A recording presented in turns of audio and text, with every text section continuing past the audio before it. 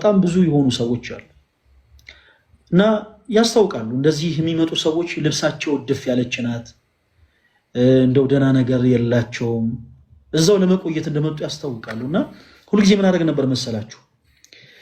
ከሾፌሩ ፌስታል እቀበልና ስለ ገብርኤል እያልኩ ሁሉንም ሰው ለምናለሁ።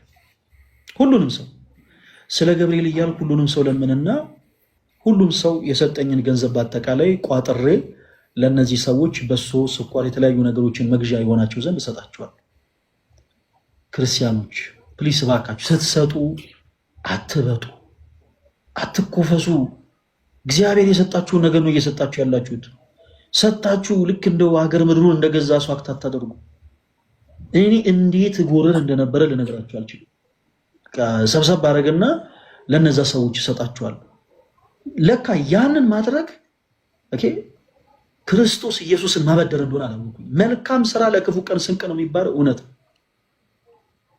ረዥም ጊዜ በተደጋጋሚ ያንን አደረኩ። 2009 ዓ.ም ጀምሮ 2012 ዓ.ም ድረስ ያንን ሳደርግ ኖርኩኝ እና 2012 ዓ.ም ሐምሌ 19 ዘብር ገብርኤል ለመሳለም እንሄድና እንደ አጋጣሚ ስንመለስ ባልታሰበ ሁኔታ የመኪና አደጋ ደረሰብን። እንግዲህ ከአዲስ አበባ 200 ምናምን ኪሎ ሜትር ርቀት ላይ ሆነን ማለት ነው። የመኪና አደጋ ደረሰብን። ስልካችን የለም፣ በኪሳችን ገንዘብ የለም። 6 ሰዎች ሞተዋል። ብዙዎቹ ደግሞ አካል ጉዳት ደርሶባቸዋል። እኔ መስታወት ፊታቸውን የቆረጣቸውን ሰዎች አስታውሳለሁ። ቆዳቸው ይገለጥ የነበረ እውነቴን ነው የምላችሁ። ምን ልበላችሁ ጋይስ፣ እኔ ጭንቅላቴ ላይ አደጋ ደርሶብኝ ነበር። ሰውነቴ በአጠቃላይ በደም ተለውሶ ነበር። ብቻ በጣም ብዙ ነገር ተፈጥሮ ነበር እና በስተመጨረሻ ረዥም የሆነ የነፍስ አድን ስራ ተሰርቶ እንደምንም ተብሎ ሕክምና አግኝተን እንዴት ብዬ ወደ ቤቴ ልሄድ? በኪሴ ገንዘብ የለኝም። በኪሴ ምንም አይነት ሳንቲም የለኝም እና እስከ ጣርማ ድረስ በእግር ሄድኩኝና የመጣው ይምጣ መኪና ውስጥ ገብቼ ልክ ደብረ ብርሃን ከደረስኩ በኋላ ብር የለኝም ብዬ እከራከራለሁ ብዬ ዝም ብዬ ገባሁ። እንግዲህ ችግር ውስጥ ነኝ። ሰውነቴ በአጠቃላይ በደም ተለውሷል። ጭንቅላቴ አካባቢ ከባድ የሆነ አደጋ ደርሶብኛል። ምንም አይነት በቂ ሕክምና አላገኘሁም። በቃ በጣም የቸኮልኩት ቶሎ ብዬ እዚህ መመለሴ ነው፣ ወደ ቤቴ መምጣቴ ነው። እና ልክ ስገባ በህይወቴ የማረሳት አጋጣሚ ተፈጠረች። በህይወቴ የማረሳት አጋጣሚ እኔ እናንተ ለሰዎች መጽውታችሁን አይደል የምታውቁት? ቤተክርስቲያን ሄዳችሁ ስለ ገብርኤል፣ ስለ መድኃኔዓለም፣ ስለ ቅዱስ አማኑኤል እያላችሁ መጽውታችሁን አይደል የምታውቁት? እኔ ተመጽውቼ አውቃለሁ። አንድ ሰው ከመኪና ውስጥ ተነሳና ፌስታል አውጥቶ ማንም ሰው ምንም አላለኝም። ፌስታል አንስቶ ወንድማችን በሰላም አዲስ አበባ ይገባ ዘንድ በሰላም ከእናት ከአባቱ ጋር ይገናኝ ዘንድ ሁላችሁም የቻላችሁትን ያክል አዋጡለት አላቸው። ክርስቲያኖች በህይወቴ በጣም እንባ አውጥቼ ካፈሰስኩባቸው አጋጣሚዎች ውስጥ አንዱ ያውቃል። ለሆኑ ሰዎች የሆነ ነገር ሳደርግ የዛን ሰዓት በጣም እየታበይኩ ነበር የማደርገው። በጣም እየታበይኩ ለሆኑ ሰዎች ገንዘብ ሳሰባስብ እየተኮፈስኩ ነበር የማደርገው። ለካ በትዕቢትም በመኮፈስም ሆኜ ያደረኳትን ነገር ግን ቆጥሮ ክርስቶስ ከፈለኝ። መልሶ ክርስቶስ ከፈለኝ። በቃ ባዶ በሆንኩበት ሰዓት፣ በቃ በእጄ ምንም ነገር ባልነበረ ሰዓት ክርስቶስ በሌላ ሰው ከፈለኝ። እማላቀው ሰው፣ እግዚአብሔር ምስክር፣ እማላቀው ሰው። ክርስቲያኖች ገጥሟቸው ይሆን እንደዚህ? እማታውቁት ሰው በቃ ልክ እንደ መልአክ ተልኮላችሁ ያውቃል? እማላቀው ሰው ተነስቶ ፌስታል አንስቶ ወንድማችን በሰላም ወደ ቤቱ ይመለስ ዘንድ እባካችሁ ሁላችሁ የቻላችሁትን ያክል እርዱት ብሎ ገንዘብ ሰበሰበና ሰጠኝ። በህይወቴ ስቅስቅ ብዬ ያለቀስኩበት የመጀመሪያው ቀን ያውቃል። እንደውም አስታውሳለሁ የዛን ጊዜ ደብረ ብርሃን ደርሼ ከተሰበሰበልኝ ገንዘብ አውጥቼ እንደው ለመክፈል ስሞክር ረዳቱ በእድሜ ከኔ የሚያንስ ልጅ ነውና መቤቴን አልቀበልም ብሎ እንደማለልኝ ያስታውሳለሁ። እና እመኑ እናንተ የምታደርጓት መልካም ነገር ዞሮ የሚከፍላችሁ ራሳችሁ ነው። ዞሮ የሚከፍላችሁ ራሳችሁ ነው። ግድ የላችሁ የተራበ ሰው ስትመለከቱ እባካችሁ ዝም ብላችሁ አትሉ። የምትሰጡት ነገር ብታጡ ከንፈራችሁ የምትጠጡለት ከንፈራችሁን እንኳን የምትጠጡ የምትሰጡት ነገር ብታጡ እናንተም እንደሱ የተቸገራችሁ ብትሆኑ እናንተም ያጣችሁ እንኳን ብትሆኑ ግድ የለም ከንፈራችሁ የምትጠጡለት። እባካችሁን ጸጥ ብላችሁ የተቸገረን ሰው አትለፉ። ጸጥ ብላችሁ የተራበን ሰው አትለፉ። እና ክርስቲያኖች ሁላችሁም ቤቲሻን ሁላችሁም ሰፖርት እንድታደርጓት ትፈልጋለሁ። ቤቲሻ ቀጣይ ሳምንት የሚኖረን የኦርቶዶክስ የመልካም ወጣት መርሃ ግብር ላይ አርብ ማታ ማለት ነው ልክ እንደዚሁ እንድትቀሪ አልፈልግም፣ እንድትመጪ ይፈልጋለሁ። እሺ በዛች አንድ ሳምንት ውስጥ ምን አይነት ለውጦች እንደመጡ ምን አይነት ነገሮችን እንዳገኘሽ ምን አይነት ውሳኔዎችን እንደወሰንሽ እንድትነግሪን እንፈልጋለን። በቃ ዛሬ ከአንቺ የምንፈልገው የተወሰኑ ነገሮችን ነው። ቅድም እንዳልኩሽ ዙሪያሽ ያሉ ሰዎችን በአጠቃላይ እርሻቸው የማይረሳሽ አምላክ እንዳለ አስታውሺ። የፈሰሰው እንባሽን በአጠቃላይ ቆጥሮ የሚሰጥሽ አምላክ እንዳለ አስታውሺ። እርሱን ተስፋ አድርገሽ ብቻ መንገድሽን ቀጥይ ቤትሽ። ከዛ በመቀጠል ደግሞ ስትጨነቂ ውስጥሽ አንዳንዴ ሲረበሽ ቤት ውስጥ አትቀመጪ። እሺ በዚህ አጋጣሚ ሌሎቻችሁ ፕሊስ እባካችሁ ቤት ውስጥ አትቀመጡ። ይሄ አንዳንድ ጊዜ ቤት ውስጥ መቀመጥ በራሱ ብቻችሁን በጣም መጥፎ። ብቻችሁን ቤት ውስጥ አትቀመጡ። ብቻሽን ቤት ውስጥ እንዳትቀመጪ። ስትጨነቂ በጣም ብዙ ነገር ሲከብድሽ ተነስተሽ ለ2 ደቂቃ እመኝኝ ቤተክርስቲያን ገብተሽ ጸጥ ብለሽ ቁጭ በይ። እዛ ያለው ነፋስ ራሱ ዓለም የነጠቀሽን ሰላም የሚመልስ እና ቤተክርስቲያን ሄደሽ አጣሽውን ሰላም ለማግኘት የተበተነ ሐሳብሽን ለመሰብሰብ በቻልሽው አቅም ወደ ክርስቶስ ኢየሱስ እንድትቀርቢ በልዑል እግዚአብሔር ስም ጠይቃለሁ። እነዚህን 2 ነገሮች ብቻ ተቸገሪልኝ። ቀጣይ ሳምንት አርብ ደግሞ ያው በክርስቶስ ፍቅር እንደማትቀሪ ተስፋ አደርጋለሁ። ሁላችንም እዚህ ውስጥ ያለነው በአጠቃላይ እንወድሻለን። እሺ ቤቲ። እሺ አመሰግናለሁ። አንድ ጥያቄ ለሁላችሁም ለምታዳምጡኝ በሙሉ እኔ በአሁኑ ሰዓት የምፈልገው ከምንም በላይ ጸሎት ነው። ጸሎት በጣም ያስፈልገኛል። ምክንያቱም ከባድ ጭንቀት ውስጥ ነኝ እና ያው በእመቤታችን በቅድስት ኪዳነ ምሕረት በመድኃኔዓለም በቀራንዮ ንጉሥ ቢያንስ አንዳንድ ሰላም ለኪ እየደገማችሁ አስቡኝ። እንግዲህ ሳምንት እግዚአብሔር ለዛ ያድርሰን። የእውነት እግዚአብሔር ለውጥ ያሳየኛል ብዬ ተስፋ አደርጋለሁ። ምስክርነቴን ለእናንተ አደርሳለሁ። ግን የምር ከማናችሁ ቢያንስ በቀን አንድ ሰላም ለኪ ብታስቡኝ ብዬ እማጸናችኋለሁ። እግዚአብሔር ከሁላችን ጋር ይሁን። አሜን አሜን። ቤትሻ በጣም ነው የምናመሰግነው፣ እንወድሻለን። በዚህ አጋጣሚ እኔ ጋር ስትመጡ ለቤትሻም ሳትወጪ ለሌሎችም ለማስገባችሁ ሰዎች አንድ ነገር ለማስታወስ እፈልጋለሁ። ጤናማ የሆኑ ሰዎች እንዳሉ ሁሉ አንዳንዴ በሽተኛ የሆኑ ሰዎች ደግሞ አሉ።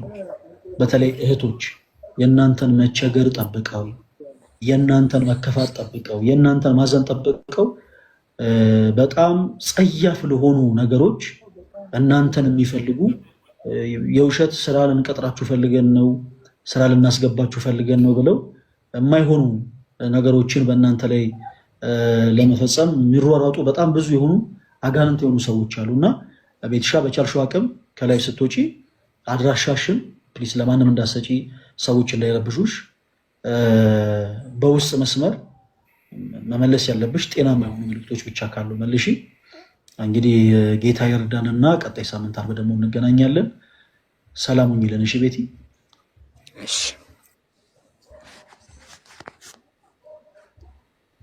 መልካም። ወደ ማማይ ከመሄዴ በፊት ፕሮፌት የሚል አካውንት አለ። ፕሮፌት ይሰማል? ሰላም እንዴት ነህ? እግዚአብሔር ይመስገን። ፕሮፌት ማን እንበል? ትክክለኛ ስሜ ያው ዮናስ ነው። ኦኬ ፕሮፌት ዮናስ። ከየት ቤተ እምነት ነው የመጡት ፕሮፌት? ጴንጤ። ኦኬ እሺ ከጴንጤ ምን ሊሉን ነበረ? ገስ የላኩልን ፕሮፌት እያዳመጥኩ ነበረ። በጣም ጥሩ ነገር ነውና እኔም መማር ፈልጌ ነው በዚሁ። መልካም ከእርሶ ጋርማ እንመማራለን፣ ግን የምንመማረው መጽሐፍ ቅዱስ የሆኑ ሀሳቦችን ነው ይመስለኛል። እርሶ ባሉበት ቤተ እምነት አገልጋይ ነው አይደል ፕሮፌት?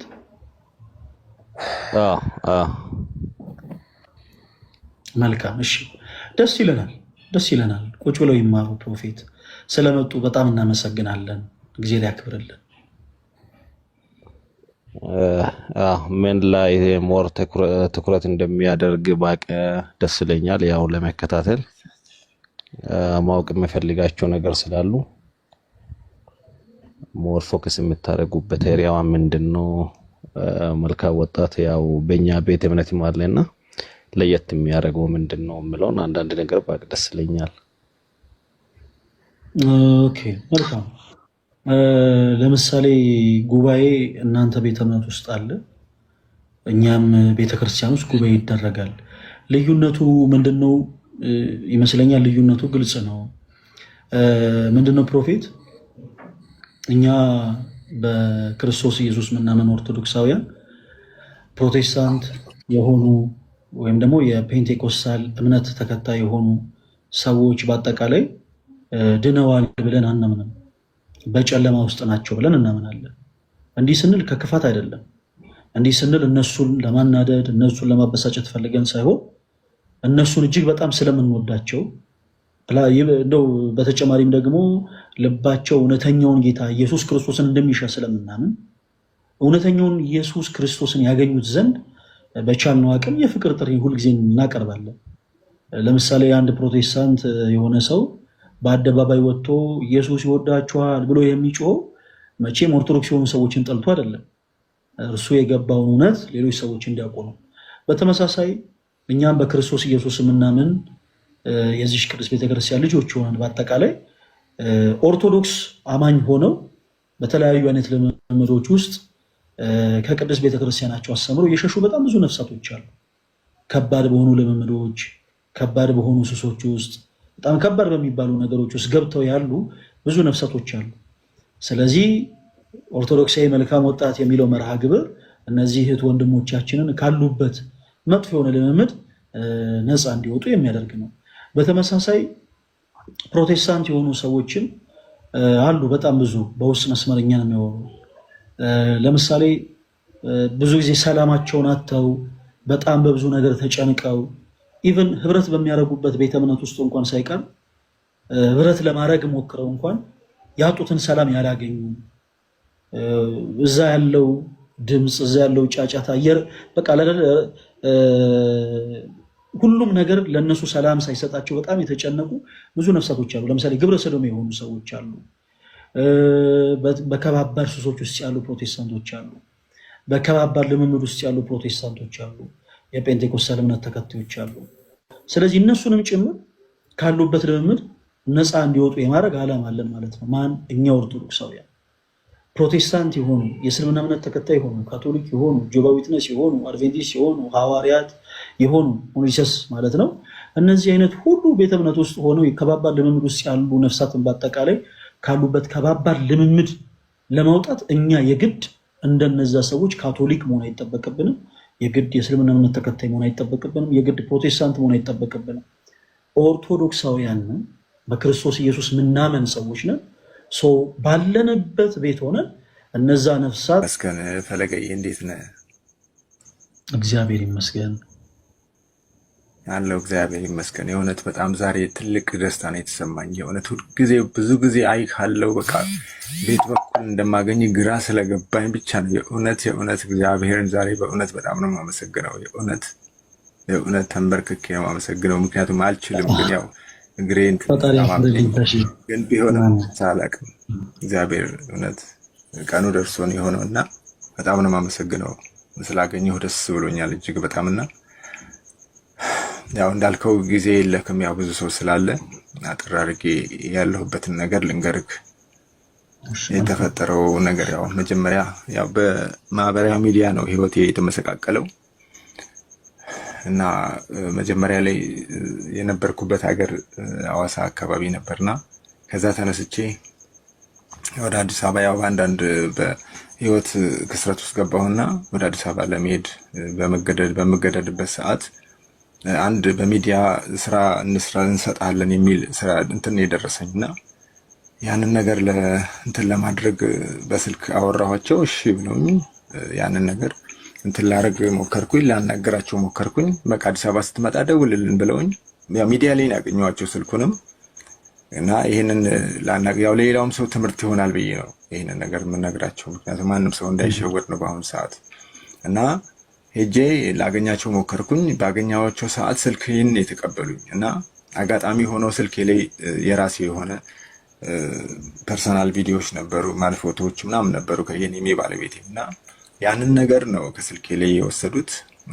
ወስደው እኔ ባላወቅኩት መንገድ ነው ወስደው በቃ ስንደውልልህ ትመጣለህ በሚል ላኩኝ። ከዛን እኔም ስራ አገኘሁኝ ብዬ በቃ ኦንላይን ስራ ይሄ ሴልስ ምናምን የሚባል ስራ ትሰራለህ ያሉኝ። ይሄንን ነው እኔ የተረዳሁት እና ተረድቼ ቤት ገባሁ። ቤት ከገባሁ በኋላ ነው እንግዲህ ከ15 ቀን በኋላ ስደውል ሳይ ስልካቸውን አይደውሉልኝም። ደውዬ ቼክ ሳረጋቸው የሚሉኝ ምንድነው የሆነ ቪዲዮ ፎቶ እንደወሰዱብኝና በዛ ላይ ያስፈራሩኝ እንደሞከሩ ነው ይዛቱብኝ። በኋላም ያው ያን ቪዲዮን እና ፎቶ እናጠፋለን ብር ታምጣ የሚል ወደ 300 ሺህ ብር ታመጣለህ የሚል ነገር ሲሉኝ እኔ የሰዓቱ ስራ ፈላጊ ነኝ። እንደዛ አይነት ብር ማግኘበት ሁኔታ ውስጥ አልነበርኩኝም። በጣም ግራ ገባኝ። ከዛ በኋላ ነው እንግዲህ ሌላ ቪዲዮ እንደገና ይህን ብር ማታመጣ ከሆነ ሌላ ቪዲዮ እኛ እንሰጣለን፣ ያን ቪዲዮ ሰርተክ ከዛ እናጠፋለን የሚል ነገር አሉኝ። የላኩልኝ ቪዲዮ እኔ ምን እንደሆነም ነገሩን ስለማላቅ ሳላውቅ ሰራሁኝና ላኩላቸው። በኋላ ሁለቱን ቪዲዮ ይዘው እንደገና ሌላ 500 ሺህ ብር አምጣ በሚል ነው አስፈራርተውኝ ምንም ማላቅበት ጉዳይ ውስጥ ገባሁኝ። በቃ ወደኩኝ፣ ራሴን አላቅም። እንደገና ድጋሚ ሲያስፈራሩኝ በጣም ሳትኩኝ፣ ራሴን ወደኩ። በቃ ፓላራይዞን እንዳለ ሰውነቴ፣ ሙሉ ሰውነቴ በድንጋጤ ማለት ነውና ይሄ ከሆነ በኋላ ነው እንግዲህ ህይወቴ በጣም ምስቅልቅል ውስጥ የገባው። በቃ ይሄንን በማስፈራራት በየቀኑ እያስፈራሩኝ ቀጠሉ። ከዛ በኋላ ነው ወደኩኝ። ያው ቤተሰብ ልጆች አሉኝ፣ ሁለት ልጆች፣ ባለቤቴም ነበረች። በዚህ ሁኔታ ውስጥ እያለሁኝ ያው ባለቤቴም ከአቅሟ በላይ ሲሆን እናቴ ተጠርታ ነው እንደገና ተመልሼ ወደ ሐዋሳ ልመጣ የቻልኩት። ወደ ሐዋሳ ስመጣ እናቴ በቅፍ ይዛ ነው የመጣችው፣ ተሸክማ ማለት ይቻላል። ያንን አድርጋ ወደ ቤት ይዛኝ መጣች። ቤት መጥቼ ረጅም ጊዜ ለ2 ዓመት ራሴን አላቅም ነበር። ራሴን ሳትኩኝ። በቃ ራሴን ስቼ ሙሉ ሰውነቴ ፓላራይዝ ሆነ፣ ከላይ ከእጄም እግሬም ሁሉ ነገር ይበቃ። እዛኔ ያው ሕክምናም የተወሰነ አረኩኝ፣ ግን ምንም ለውጥ አላመጣም። ለ2 ዓመት አልጋ ላይ ነበርኩኝ። ለ2 ዓመት ሙሉ ማንንም አላቅም ነበር። አጋጣሚ ሆኖ ቤተሰቦቼ ደግሞ በሌላ እምነት ውስጥ ነበሩ ያሉት። እንደገና ሌላ ስህተት ነው የተፈጠረብኝ እንደገና። ምክንያቱም ይህንን ነገር አመለጥኩኝ ብዬ ስል እንደገና ደግሞ ወደዚህ ወደ ቤተሰብ ስመጣ ደግሞ የነበሩበት እምነት ሌላ እምነት ነው፣ የፕሮቴስታንት እምነት ውስጥ ነው ያሉት እነሱ ሁሉ፣ እናቴም ቤተሰቦቼ ሁሉ። በዚህ ሁኔታ ውስጥ ሆነው ስመጣ ምክንያቱም መጀመሪያም ከዚህ ተጣልቼ የሄድኩት በዚህ የተነሳ ነው። ከእናቴ ጋር ለምን ሆንሽ በሚል ተጣልቼ ነበር የሄድኩት ወደ አዲስ አበባም ሲሄድ እና እንደገና ተመልሼ ስመጣ እነሱ ጋር ነኝ ያለሁት። ከቅዠቴ ስነሳ ከዛ ከ2 ዓመት በኋላ ስነሳ እነሱ ጋር ነው ያለሁት። በኋላ አንገቴ ላይ ክር ተበጥሷል። ብዙ ታሪክ ተፈጥሯል። በቃ ይሄ ሁሉ ነገር ሆኖ አሁን ኦልሬዲ ወደ 5 ዓመት ሆኖኛል እዚህ ከተቀመጥኩ። የትም መሄድ አልቻልኩ። መጨረሻ ላይ ያው ትዳሬም ተበላሸ፣ ተበተነ። ባለቤቴም ወዴት እንደሄደች የማውቀው ነገር የለም። አንዷን ልጄ ብቻ አጠገቤ ነው ያለችው። እሷን ይዤ በአሁኑ ሰዓት ዊልቸር ላይ ተቀምጬ የተንቀሳቀስኩኝ ነው ያለሁት። ያው 5 ዓመቴ እንግዲህ አጠር አድርጌ ስናገር ያው የቀረውን ዮሴፍ ይበልጥ ይናገር፣ እሱ ጓደኛዬም ስለሆነ በደንብ ያብራራልክ። እሱ ጊዜ እንዳልሻማ እኔ ብዙም የማብራራት ችግር ስላለብኝ እሱ ያብራራልክ ያለውን ነገር። አሁን ያለሁት በቃ ዊልቸር ላይ በክራንች የተወሰነ የተንቀሳቀስኩ ልግባልና ያብራራልክ።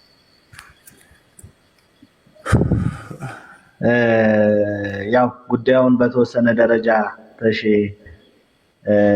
አብራርቶታል። ምናልባት ግልጽ እንዲሆንላችሁ ቪዲዮ ከፐርሰናሉ ቪዲዮ በዘለለ እሱ እንትን ያለው ቪዲዮ ምንድነው የኢሉሚናቲ አምልኮ የሚያስፈጽሙበትን ስርዓት ነበረ። መስቀል ዘግዝቆ እንቁላሎችን አድርጎ የተወሰኑ ስርዓቶችን የሚያስፈጽም ቪዲዮ ነው እንዲልክለት ያዘዙት እና ያንን ቪዲዮ ልኮላችሁት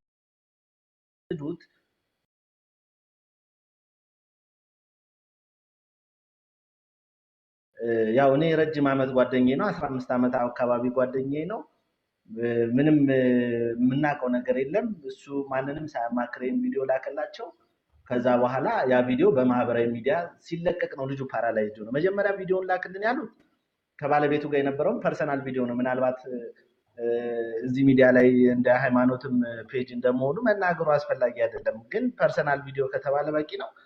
የኢሉሚናቲው ግን ምን ያህል ህይወቱን እንዳመሰቃቀለው ማወቅ የሚቻለው ያንን ካየ በኋላ ባለቤቱ ቤተሰቦች ጋር ነው ቪዲዮ የተላከው። መጀመሪያ ፐርሰናል ቪዲዮ ተላከ። ቀጥሎ ደግሞ የኢሉሚናቲው ቪዲዮ ሲለቀቅበት ልጁ ፓራላይዝድ ነው ቤት ተቀመጠ። እንደነገራችሁ እናትየው ፕሮቴስታንት ነች።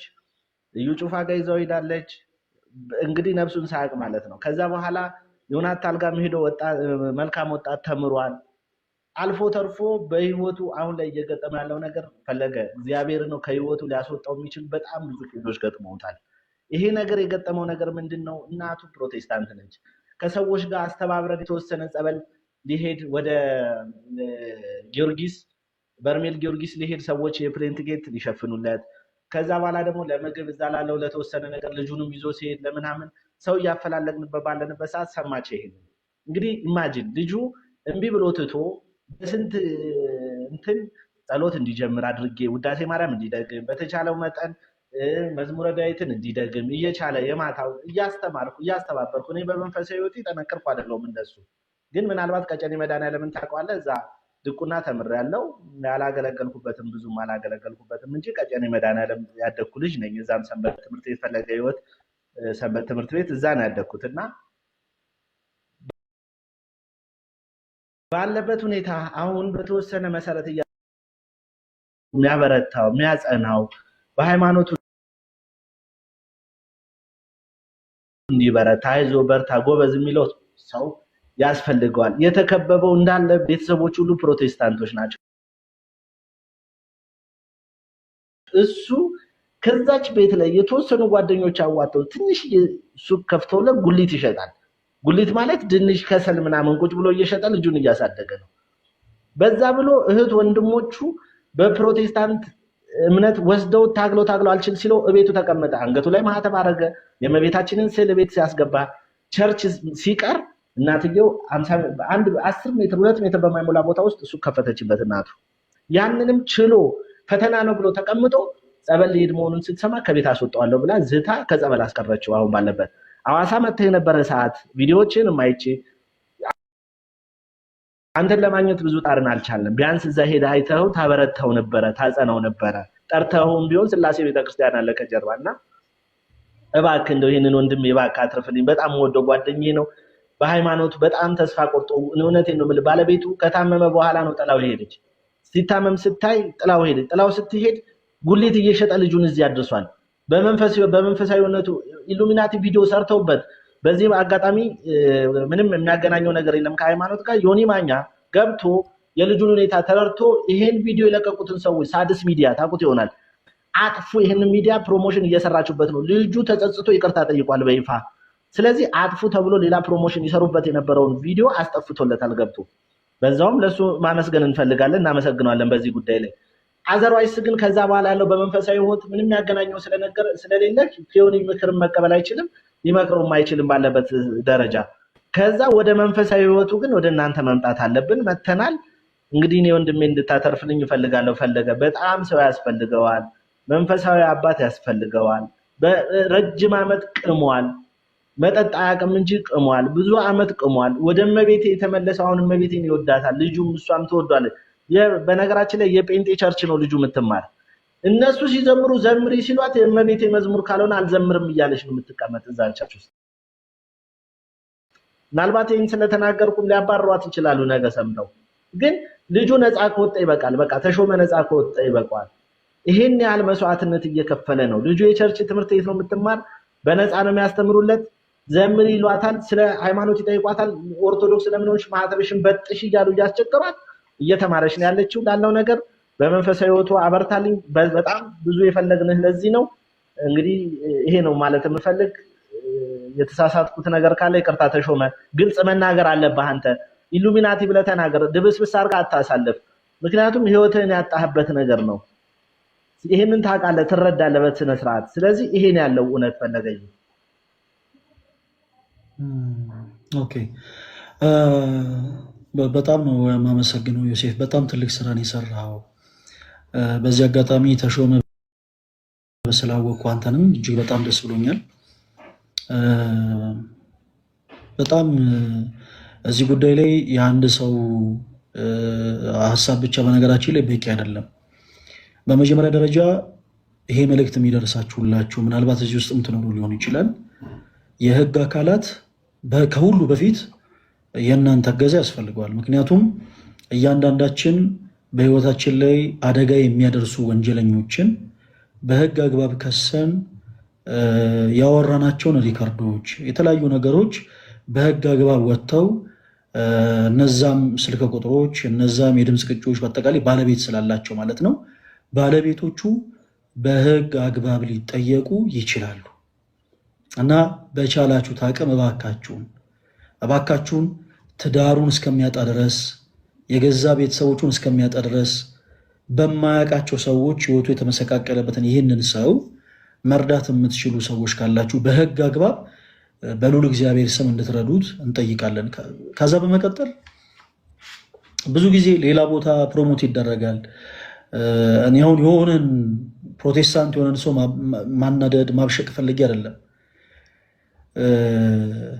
ወደ ኦርቶዶክስ ቤተክርስቲያን የእስልምና እምነት ተከታይ የሆነ ሰው ጸበል መጠመቅ ፈልጎ ሲመጣ ሂጃባችሁን አውልቁ፣ ጀለቢያችሁን አውልቁና ጣሉ የሚል አንድም ካህን፣ አንድም ዲያቆን፣ አንድም ምዕመን የለም። ለምን መሰላችሁ? እኛ ክርስቲያኖች በቤተ ክርስቲያናችን ውስጥ ስሙ የሚጠራው ስሙ ከስም ሁሉ በላይ የሆነው ክርስቶስ ኢየሱስ እንኳን ጨርቅን አይደለም ማንነትን እንደሚለውጥ ስለምናምን ማንንም ሰው እንዲህ አድርግ ብለን አናስጨንቅም። ኦርቶዶክሳውያን እዛኛው ቤት እንዲህ እንደሚደረግ ግልጽ ነው፣ እሙን ነው። ፕሊስ እባካችሁ እንደዚህ የምታደርጉ ፕሮቴስታንት የሆናችሁ እህት ወንድሞች፣ እንደዚህ የምታደርጉን ያልኩት እባካችሁ በሰው ህይወት አትቀልዱ። ማህተብን በጥስ፣ አለበለዚያ ትራባለህ፣ አለበለዚያ ትጠማለህ፣ አለበለዚያ እንዲህ እናደርግብሃለን፣ ከቤት እናባረርሃለን፣ አለበለዚያ እንዲህ አይነት ነገር እንዘጋብሃለን የምትሉ እባካችሁ እንደዚህ አታደርጉ። ማንም ሰው ሊያደርግ አይገባም እንደዚህ አይነት ነገር። ኦርቶዶክስ የሆናችሁ ሰዎች እንደዚህ የምታደርጉ ካላችሁ እንደዚህ አታደርጉ ፕሊስ። የሆነ ሰው ፕሮቴስታንት ሊሆን ሲል ከቤት እናስወጣሃለን፣ ይሄን የምትበለውን ነገር እናቆማለን፣ እናግድብሃለን፣ የሆነ ነገር ቀኑን ጨለማ እናደርግብሃለን ምናምን አትበሉ ባካችሁ፣ ፕሊስ አትበሉ። እንደዚህ የምትሉ ሰዎች ካላችሁ እንደዚህ አትበሉ። ሰዎችን ቤት እንዲያድሩ በመፍቀድ የዕለት እንጀራቸውን በመስጠት አይደለም፣ በክርስቶስ ኢየሱስ እንዲያምኑ የምናደርገው። ሐዋርያት እንደሰበኩት ብርና ወርቅ ሳይዙ ሐዋርያት በዓለም ሁሉ ዞሮ የክርስቶስ ኢየሱስን ወንጌል ሰብከዋል። ስለዚህ እኛም ክርስቶስን የምንሰብክ ሰዎች ከማቴሪያል ወጥተን ቃሉ ላይ ፎከስ ብናደርግ መልካም። ተሺ ወንድማችን የሆነውን ነገር ሁላችሁም ሰምታችኋል። የተፈጠረው ነገር እጅግ በጣም ስላስደነገጠው ሰውነቱ ፓራላይዝ እስከመሆን ድረስ ደርሷል። ኦኬ፣ ፓራላይዝ እስከመሆን ድረስ ደርሷል። አንዲት ሴት ልጅ ብቻ ነች ያለችው። ይሄንን ወንድማችንን ልንረዳው አይገባም? ክርስቲያኖች ልንረዳው ይገባል። በመጀመሪያ ደረጃ ተሼ በቻልኩ አቅም እኔ በእምነትህ እንድትጸና እጅግ በጣም በጣም በጣም በጣም እመክራለሁ። ሲቀጥል ሰው እንደ እምነቱ ይፈወሳል። ሰው እንደ እምነቱ ፈውስን ያገኛል። ማቴዎስ ወንጌል ምዕራፍ 9 ላይ ያች የክርስቶስ ኢየሱስን የልብሱን ዘርፍ የነካችው ሴት የልብሱን ዘርፍ ነክታ የዳነችው በነጋችን ላይ ጨርቁን ስለነካች ነው እንዴ? ተወዳጆች ጨርቁን ስለነካች ነው እንዴ? መልሱልኝ። ጨርቁን ስለነካች ነው? አይደለም። ጨርቁን ስለነካች ሳይሆን በእምነት ጨርቁን ስለነካች ነው። እንዲሁ ጨርቁን ስለነካች ብቻ አልተፈወሰች። እንዲሁም ጨርቁ የነካቸው ብዙዎች ነበሩ። ምክንያቱም ጌታችን ኢየሱስ የነበረበት ቦታ በራሱ የገበያ ቦታ ነበረ። እንዲሁ ዝም ብላችሁ ጸበል ቦታ ሄዳችሁ ጸበል የምትጠመቁ ሰዎች ፕሊስ አትልፉ ባካችሁ። እንዲሁ ዝም ብላችሁ ገዳም ስለጨነቃችሁ እንትን ልሂድ ብላችሁ የምትሄዱ ሰዎች በመጀመሪያ የሚቀድም ነገር አለ። ያ ደግሞ በእምነት መጓዝ ነው። በቃ የሆነ ገዳም ልሂድ እግዚአብሔር አምላክ ፈውስን ይሰጠኛል ብላችሁ አምናችሁ ተጓዙ። ወደ ክርስቶስ መቅደስ ልቅረብ ክርስቶስ በካህናቱ በኩል አድሮ ይፈውሰኛል ብላችሁ አምናችሁ ቅረቡ። ማቴዎስ 9 ላይ የነበረችው ያቺ ሴት 12 ዓመት ነው ደም ሲፈሳት የነበረችው። 12 ዓመት ኢማጂን፣ 12 ዓመት ሳይቋረጥ ደም መፍሰስ ማለት በጣም ከባድ ነገር። 12 ዓመት ደም ሲፈሳት የነበረች ያቺ ሴት በእምነት ነው ወደ ክርስቶስ ኢየሱስ የቀረበችው፣ በእምነት። እናም የቀሚሱን ጫፍ ነካች፣ የልብሱን ዘርፍ በነካች ጊዜ ክርስቶስ ኃይል ከኔ ወጥቷል አለ። እናም ወደ እርሷ ዘወር ብሎ በጣም ደስ የሚል ቃልን ተናገራት። ልጄ ሆይ እምነትሽ አድኖሻል አላት። እምነትሽ ምን ብሎሻል? እምነትሽ አድኖሻል። ክርስቲያኖች በጣም ከባድ በሆኑ ችግሮች ስትያዙ፣ በጣም ከባድ በሆኑ ደዌዎች ስትያዙ የሚያድናችሁ እምነታችሁ ነው። ስለዚህ በክርስቶስ ፍጹም እምነት ይኖራችሁ። ፍጹም እምነት። ያላመነ ሰው ጸበል ከገባ ጸበሉ ለሱ ፈውስ ሊሆን አይችልም። እንዲሁ በነገራችን ላይ በዚህ አጋጣሚ አንዳንድ ጊዜ ሰዎችን ይሄ በሰንሰለት ምናምን አስራችሁ ጸበል ቦታ የምትወስዱ ሰዎች እንዲህ አይነት የቤተ ክርስቲያን ስርዓት የለም። እባካችሁ ተው። እንዲሁ ዝም ብላችሁ በግድ የሆነ ጥፍንግንግ አድርጋችሁ ልክ ማዕከላዊ ይሄድ ይመስል ሰውን ጥፍንግንግ አድርጋችሁ ጸበል ቦታ የምትወስዱ ሰዎች እባካችሁ ረፉ። እንዲህ አይነቱ ነገር ጥሩ አይደለም። ይሄ ቤተክርስቲያናችንም ስርዓት አይደለም። አጋንንት የሚታሰረው በክርስቶስ ኢየሱስ ስም እንጂ በሰንሰለት አይደለም። አጋንንት የሚታሰረው በስመ ሥላሴ እንጂ በጧፍ አይደለም። እና የሆነ ሰዎችን እንዲህ ጥፍንግ አድርጋችሁ መውሰድ የምትፈልጉ ሰዎች ቢቻል እናንተ ጸበል ብትጠመቁ ጥሩ ነው። ቢቻል እናንተ እንደዚህ የምታደርጉ ሰዎች ተጠግታችሁ ጸበል ብትጠመቁ ጥሩ ነው። ሰው በእምነት ሲገባ ነው በነገራችን ጸበሉ የሚፈውሰው። ላላመነ ሰው ያ ሻወር ነው የሚሆነው።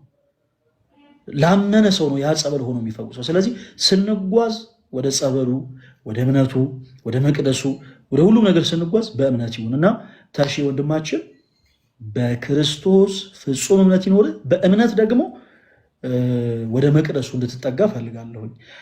እንዴት እናደርጋለን? ሁሉም ነገር ሚዲያ ላይ አይወራም። ዮሴፍም ተሼም ሁሉም ነገር ሚዲያ ላይ አይወራም። ስለዚህ በማማይ በኩል ስልክ ቁጥራችሁን አስቀምጡልኝና ሌላ መንፈሳዊ ማድረግ ያለብህን ነገር ተሼ በቻልነው አቅም በስልክ ለመውረት እንሞክራለን። እዚህ ውስጥ ያላችሁ ኦርቶዶክሳዊ የሆናችሁ እህቶች ወንድሞች፣ ፕሮቴስታንት የሆናችሁ እህቶች ወንድሞች፣ የእስልምና እምነት ተከታይ የሆናችሁ እህቶች ወንድሞች፣ የካቶሊክ እምነት ተከታይ የሆናችሁ እህቶች ወንድሞች፣ የጆባ ዊትነስ፣ የአድቬንቲስት፣ የኦንሊ ጂሰስ እምነት ተከታይ የሆናችሁ እህቶች ወንድሞች፣ ሰውን ለመርዳት ሰው መሆን በቂ ነው እና ይሄንን ወንድማችንን እባካችሁ ሁላችሁም እርዱት። ሁላችሁም በቻላችሁት አቅም እርዱት። በቻላችሁት አቅም ይሄ ሰው እርዳታ ይፈልጋልና ቢቻል እርዳታን መስጠት የሚችሉ ሰዎች ጋር የእሱ ጉዳይ ይደርስ ዘንድ ክርስቲያን የግዴታችሁን ተወጡ። ሁላችሁም ወንድማችንን መርዳት የምትችሉ በውስጥ መስመሪያው ተሾመ በሚለው አካውንት እየገባችሁ ልንረዳ እንፈልጋለን እያላችሁ መልእክት አስቀምጡለት። በቻላችሁት አቅም እርዱት። በሌላው ጉዳይ ግን ቅድም እንዳልኩት ዮሴፍ እና ተሼ በማማይ በኩል ቁጥራችሁን አስቀምጡልኝ። በፐብሊክ ደረጃ ያው ቁጥር ስለማልሰጥ ማለት ነው። እና ምን ማድረግ እንዳለበት ተሼ አንዳንድ ነገሮችን እነግርሃለሁ። አንዳንድ ነገሮችን በጣም በመንፈስ ህይወት ያን ያክል በጣም ጠንካራ ሆንኩ ሰው አይደለሁኝም፣ ግን በቻልኩት አቅም ሁሉን የሚችል አምላክ አለኝና አንዳንድ ነገሮችን እነግርሃለሁኝ። እነዛን ነገሮች ደግሞ እንደምትጠቀምባቸው ተስፋ አደርጋለሁ። በማማይ በኩል ስለመጣችሁ በእሷ በኩል ስልካችሁን አስቀምጡልኝ። ዮሴፍም ተሼም ስለመጣችሁ በጣም ነው የማመሰግነው።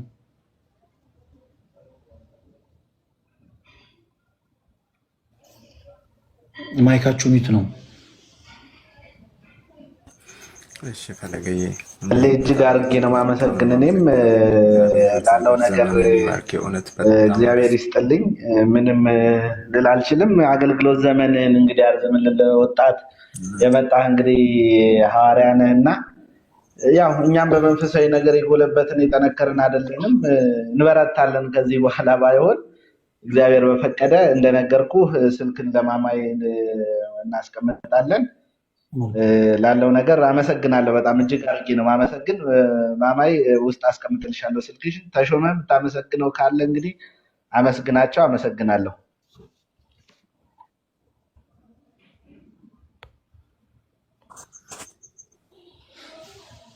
ታሼም የተወሰነ ነገር እሺ፣ ብሏል ይመስለኛል። በጣም ነው የማመሰግነው ፈለገዬ፣ እጅግ በጣም እግዚአብሔር ያክብርልኝ። እውነት በጣም በጣም እጅግ በጣም እውነት ዛሬ ጥሩ እንቅልፍ ነው የምተኛው። አሜን አሜን። ታሼ ይሰማል አይደል? አዎ አዎ። እውነት ዛሬ ጥሩ እንቅልፍ ነው የምተኛው። በእውነት እግዚአብሔር ይስጥልኝ። እውነት በጣም ነው የማመሰግነው። ማማየንም በጣም ነው የማመሰግነው። እግዚአብሔር ይስጣት ወደ አንተ ስላደረሰችን በጣም በቃ ከውስጥ ስልኬን አስቀምጥላችኋለሁኝ። ለሷ አገኛለሁ። ብዙ ነገር ካንተ ማወቅ ፈልጋለሁ። የእውነት እኔ ከልቤ ነው። እኔ እውነት ብዙ ነገር ማወቅ ፈልጋለሁ እና በብዙ ነው የተጸጸትኩት እና ያው ማለት እኔ ጥፋት አጥፍቻለሁ፣ እግዚአብሔርን በድዬዋለሁኝ። ግን እግዚአብሔርን በልጄ ክሰዋለሁ ብዬ አስባለሁኝ። በህይወት ያኑረኝ፣ እኔ ልራመድ፣ ልሄድ፣ ልንቀሳቀስ እንጂ እግዚአብሔርን በልጄ ክሰዋለሁ ብዬ አስባለሁኝ። እግዚአብሔርን የምትፈራ ልጅ እንድትሆን አድርጌ ያሳድጋታለሁ ብዬ አስባለሁና እግዚአብሔር አምላክ ልጅህን እንደ ይስሐቅ ታዛዥ ያደርግልህ። ይህንን ክፉ ጊዜም ደግሞ ጨለማውን አሳልፎ የብርሃኑን ጊዜ ክርስቶስ ኢየሱስ ያምጣልህ። ወንድማችን በርታልን። በጣም እድለኛ ነህ። በልጅህ ብቻ ሳይሆን እግዚአብሔር አምላክ እንዲህ ደግሞ ባለው ወንድም ባርኮሃል። እንደ ዮሴፍ አይነት ያንተ ጭንቀት ጭንቀቱ ሆኖ ያንተ ችግር ችግሩ ሆኖ ከአንተ እኩል ጊዜን ሰውቶ ያንተን ችግር ለመናገር መፍትሄ እንድታገኝ ለማድረግ የሚታተር ወንድምም ሰጥቷል እግዚአብሔር እና በእውነት በጣም እድለኛ ነህ። በርታ። በነገሮች ሁሉ ተስፋ እንዳትቆርጥ። በጣም ተስፋ የሚያስቆርጡ ነገሮች በህይወት ይመጣሉ። መራብ ይኖራል፣ መጠማት ይኖራል፣ መቸገር ይኖራል፣ ብዙ ነገር በጣም ብዙ ነገር እና በነገሮች ሁሉ ልትጠነክር ይገባል። እግዚአብሔር ደግን ጊዜ እንደሚያመጣ ተስፋ ማድረግ ያስፈልጋል እና በርታ። ሌሎቹ ነገሮች ግን በስልክ እናወራለን። እሺ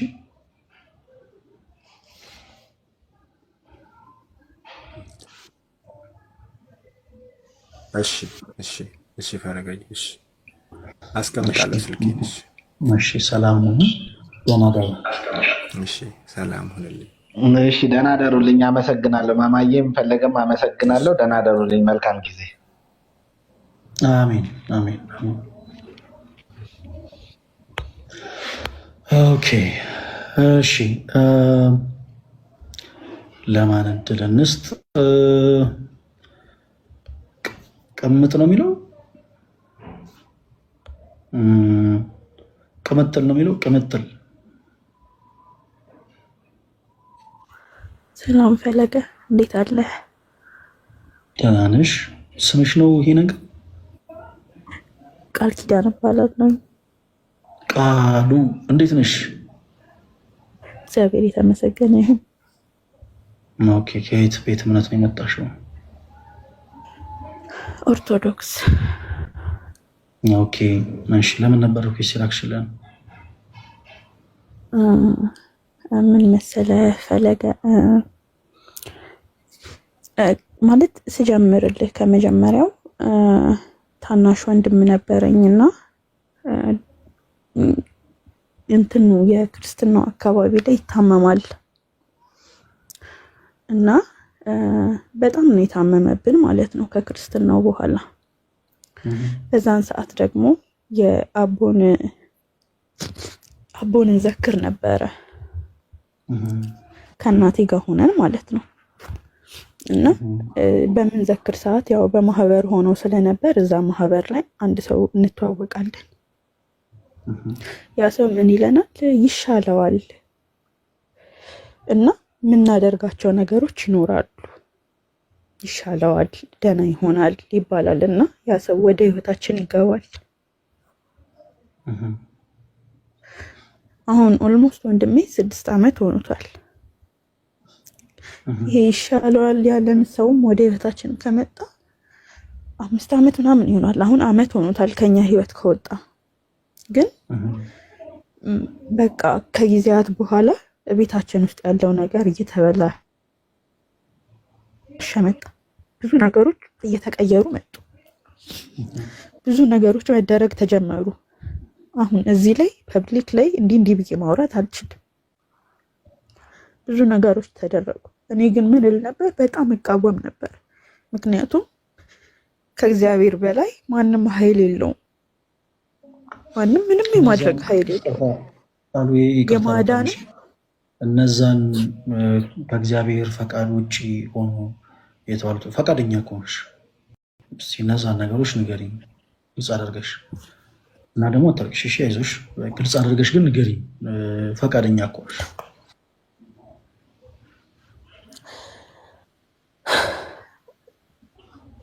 ምን መሰለክ እንደዚህ በቡና አካባቢ ያሉ ነገሮች የሚደረጉ ነገሮች ብዙ ነገሮች ናቸው።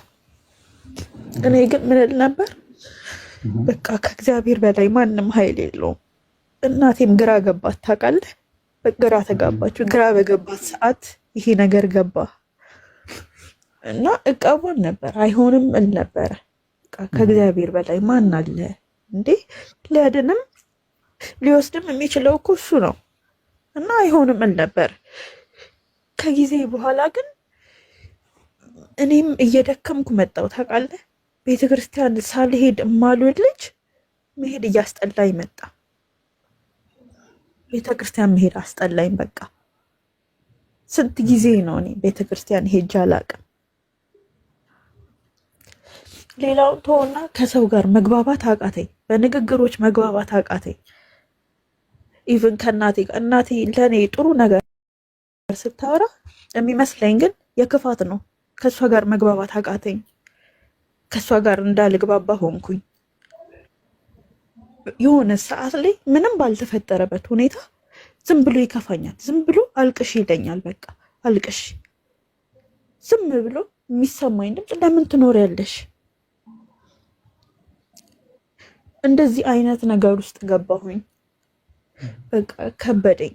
ስራ አለኝ፣ ተመርቄ አሁን አመት ከምናምን ስራ አለኝ። ሱቅ ከፍቻለሁ እና ሱቄ በጊዜ መገኘት ሲኖርብኝ ጠዋት የምተኛው እንቅልፍ ግን በቃ ፈለገ። እኔ ምን ብዬ ልንገርህ? አልፈልገውም። እኔ ግን አልፈልገውም። በጣም በጠዋት እነሳለሁኝ እኮ 12 ሰዓት፣ ከዛም ቀድሜ ልነሳ እችላለሁ። ካልጋ መውረድ ግን ለእኔ ሞት ነው። ለእኔ ከባድ ነው። ብዙ መንፈሳዊ ጉዞዎችን ልሄድ ፈለግኩኝ፣ ግን እመዘገባለሁ፣ እከፍላለሁ። እንደ ነገ ሲሆን ግን ያስጠላኛል። በቃ የሆነ የሚይዘኝ ነገር አለ ውስጤ። ይህ ያልኩክ ሰው ግን አሁን ከኛ ህይወት ከወጣ ኦልሞስት አመት ሊሆነው ነው። ግን በቃ በሃይማኖቴ ለምን እንድደክም ሆንኩኝ? ለምን ማለት እኔም ድኜ ቤተሰቤን ማዳን የምችል ልጅ ለምን? በጣም ጠንካራ የነበርኩኝ ልጅ ለምን ማለት አንዳንዴ ፈጣሪ እንዴ የለም እንዴ እላለሁ። ፈጣሪ ልጁ አይደለሁም እኔ የምጸልየውን ጸሎት አይሰማኝም ነው ምንድን ነው እላለሁ። ለምን እንድደክም ሆንኩኝ? ለምን ለዚህ አይነት አሰራር ማለት እንዳምን ሆንኩኝ? ይሆናል እንዴ እንደዚህ አይነት አሰራሮች ይሆናሉ እንዴ ብዬ ለምን እንዳምን ሆንኩኝ? እንዴት ብዬ ልመለስ?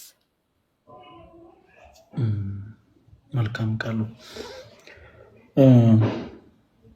በመጀመሪያ ስለመጣሽ እጅግ በጣም እናመሰግናለን። ስላገኘንሽ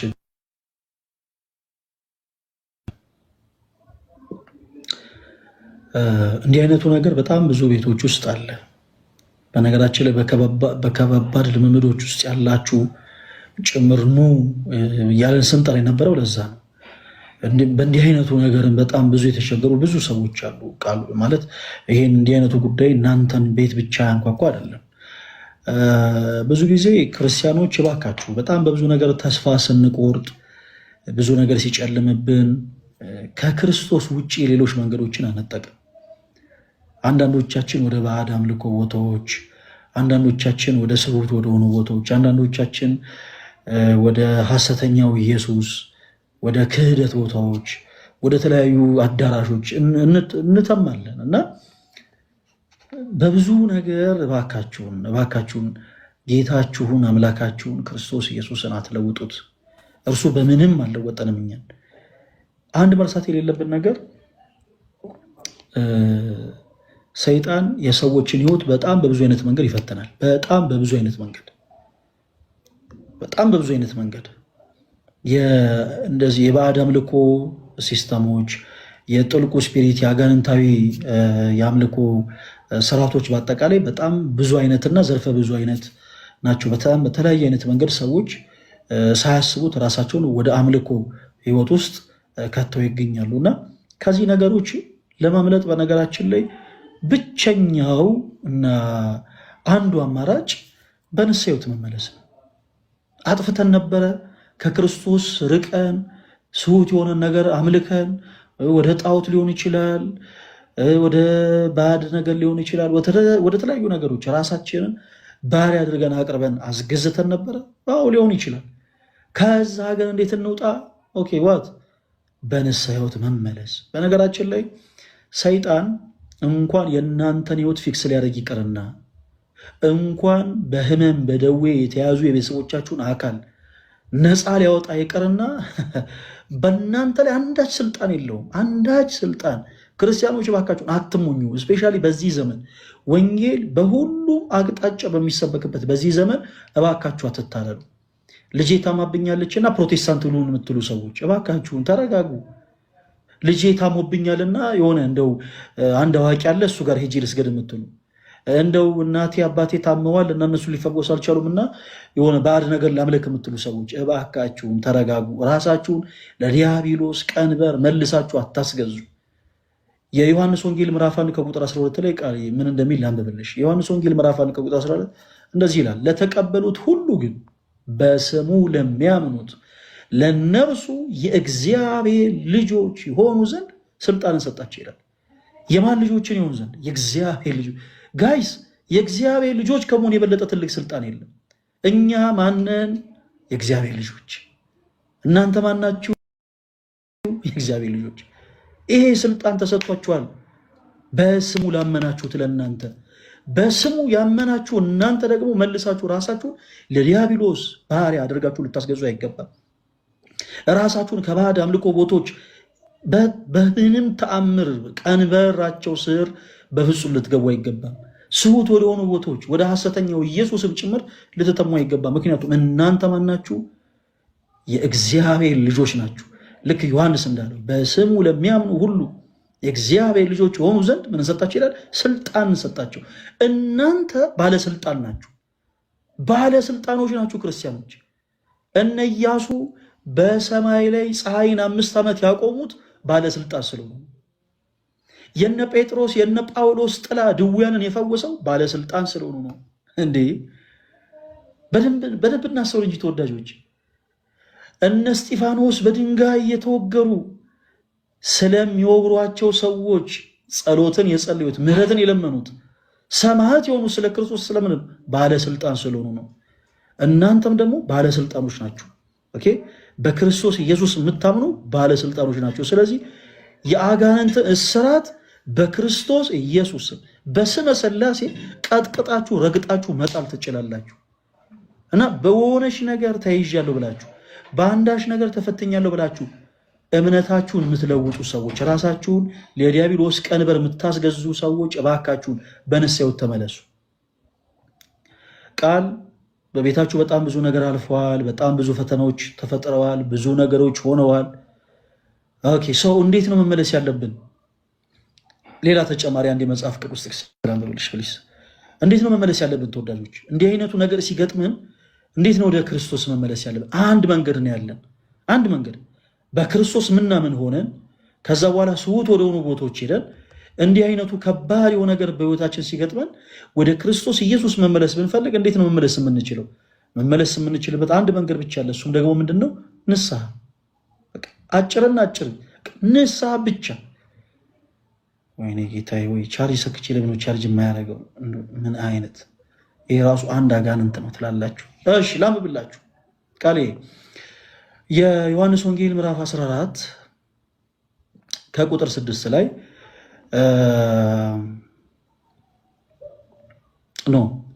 ይቅርታ 14 አይደለም 13 የዮሐንስ ወንጌል ምዕራፍ 13 ከቁጥር 6 ላይ እንደዚህ ይላል። ወደ ስምዖን ጴጥሮስም መጣ፣ እርሱም ጌታ ሆይ አንተ የኔን እግር ታጥባለህን? አለው። ጌታችን መድኃኒታችን ኢየሱስ ክርስቶስ ማበሻ ጨርቅን ወስዶ የሐዋርያትን እግር ሲያጥብ ኦኬ ስምዖን ጴጥሮስ አንተ የኔን እግር ታጥባለህን ብሎ ጠየቀ። ከዛስ ኢየሱስም መልሶ እኔ የማደርገውን አንተ አሁን አታውቅም፣ በኋላ ግን ታስተውላለህ አለው። ጴጥሮስም የእኔን እግር ለዘላለም አታጥብም አለው ይላል። ለዘላለም አታጥብም ስለትትና አለ ጴጥሮስ። ኢየሱስም ካላጠብኩህ ከእኔ ጋር እድል የለህም ብሎ መለሰለት።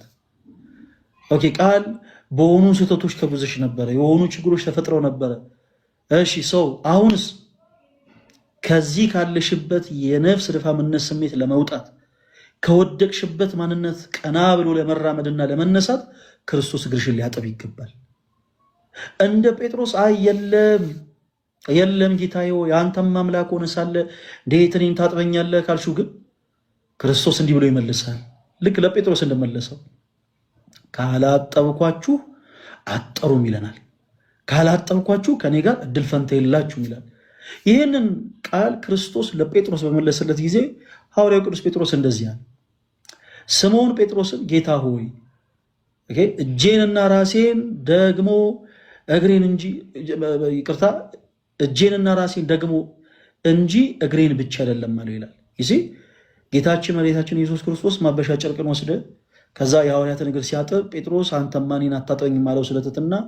ከዛም ጌታችን ኢየሱስ ጴጥሮስ እኔ ካላጠብኩ አጠራም አለው።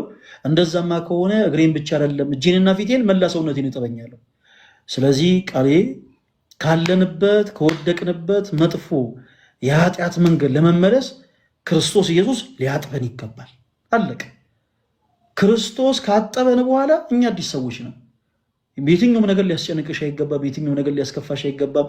በየትኛውም አይነት ነገር ራስሽን ልትወቅሽ አይገባም። ለምን? ክርስቶስ ከነበርሽበት ከዛ ከኃጢአት ቅባት አጥቦ ስላነጻሽ።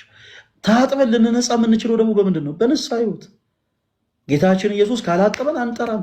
በነፍስ የድፋምነት ስሜት የተሰማችሁ፣ የጥፋተኝነት ስሜት የተሰማችሁ በአዳም ልክ ቦታ ላይ ሆዳችሁ ሊሆን ይችላል። ስውት ወደሆኑ በቃ አማራጭ አታችሁ ወደ ተለያዩ አዳራሾች የሄዳችሁ ሰዎች ልትሆኑ ትችላላችሁ። ወደ ባዕድ አምልኮ፣ ወደ ጥንቆላ ስፍራ፣ ወደ ተለያዩ ቦታዎች የሄዳችሁ ሰዎች ልትሆኑ ትችላላችሁ። ይሄ ያደረጋችሁት ነገር ጸጽቷችሁ ራሳችሁን እየወቀሳችሁ እንዴት ነው ይህን ያጣሁትን ሰላም ማግኘት የምችለው እያላችሁ ያላችሁ እህት ወንድሞች በደንብ አድርጋችሁ አዳምጡኝ። ያጣችሁትን ሰላም ዓለም ሊሰጣችሁ አይችልም። ቃል እናንተ ቤት የጠፋውን ሰላም ዓለም ሊሰጣችሁ አይችልም። እናንተ ቤት የጠፋውን ሰላም ሊሰጣችሁ የሚችለው የሰላሙ ንጉሥ ክርስቶስ ኢየሱስ ብቻ ነው። ይህን ያጣችሁትን ሰላም ልታገኙ የምትችሉት ደግሞ ከኃጢአት ድፋምነት ስሜት ታጥቦ በመንጻት ብቻ ነው። አይ የለም ይህንማ ነገር እንዴት ብዬ ለካህን እናገራለሁ ማለት የለባችሁም። ጴጥሮስ ጌታ ሆይ አንተማ የኔን እግር እንዴት ታጥባለህ እንዳለው ሁሉ እኛም ደግሞ ተነስተን ኃጢአታችን ልንናዘዝ ስንል ይህን ነገርማ እንዴት ለካህን እናገራለሁ፣ ይህን ነገርማ እንዴት ለካህን አወራለሁ ማለት የለብንም። ራሳችንን ለክርስቶስ ኢየሱስ አሳልፈን መስጠት አለብን አጥቦ ያነጻን ዘንድ። ኦኬ። ስለዚህ አይንተ እግዚአብሔር በተባሉት ካህናት በኩል ሄደን ልክ ጌታችን ኢየሱስ ሲል እንደነበረው ራሳችሁን ሂዱና ለካህን ምን በሉ አሳዩ። ስለዚህ ቃል ራሳችን ሄደን ለካህን እናሳይ። ኦኬ፣ ለካህን እናሳይ። ወደ ቤተክርስቲያን እንቅረብ፣ ራሳችን ለካህን እናሳይ፣ በንስሐ ሕይወት እንመላለስ። ከዛ በኋላ ክርስቶስ ከኃጢአት ድፋምነት ስሜት አጥቦ ያነጻናል።